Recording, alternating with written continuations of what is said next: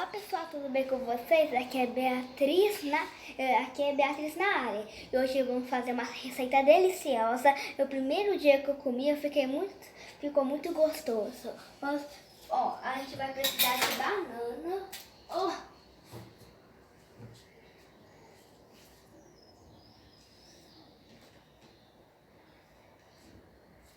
A gente vai precisar de uma faca. Essa parte é os adultos que fazem, só que eu já sou treinada.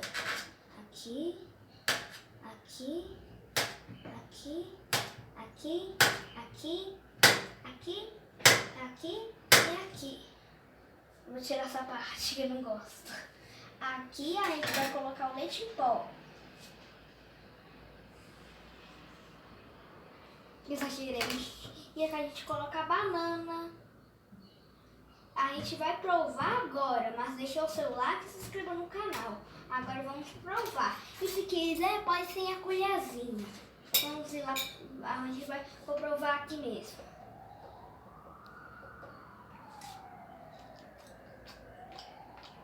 Bom demais. Tomara que você fez essa receita aí na sua casa. Tchau.